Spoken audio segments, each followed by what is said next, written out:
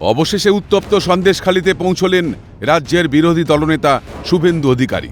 এর আগে মঙ্গলবার সকালে সন্দেশখালিতে যাওয়ার জন্য ধামাখালিতে শুভেন্দু পৌঁছলে তাকে বাধা দেয় রাজ্য পুলিশ। সিঙ্গেল বেঞ্চের নির্দেশকে চ্যালেঞ্জ করে ডিভিশন বেঞ্চে আবেদন করা হয়েছে। এই অজুহাত দেখিয়েই আটকানো হয় শুভেন্দু অধিকারী এবং বিজেপি বিধায়ক শঙ্কর ঘোষকে। যদিও রাজ্যের সেই আবেদন কলকাতা হাইকোর্টে ডিভিশন বেঞ্চে ধোপে টেকেনি। মঙ্গলবার ডিভিশন বেঞ্চ শুভেন্দুকে সন্দেশখালি যাওয়ার অনুমোদন দেয়। এরপরেই সন্দেশখালির মাটিতে পা রাখলেন রাজ্যের বিরোধী দলনেতা। এর আগে দুবার প্রশাসনের বাধায় সন্দেশখালি যেতে পারেননি শুভেন্দু।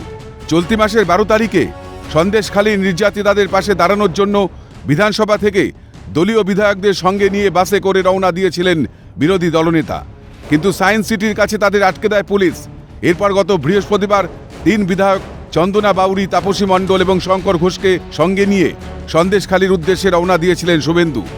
যাত্রাপথের একাধিক জায়গায় তাদের গাড়ি আটকানো হয়। এরপর রামপুরে তারা পৌঁছতেই 144 ধারার দোহাই দিয়ে শুভেন্দু সহ বিজেপি বিধায়কদের আটকে দেয় পুলিশ।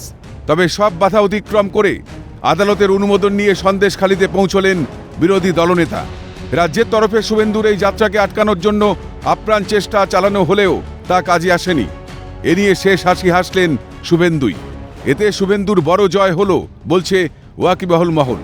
সন্দেশখালিতে শাহজাহান বাহিনীর নির্যাতনের বিরুদ্ধে সরব হয়েছেন স্থানীয় বাসিন্দারা।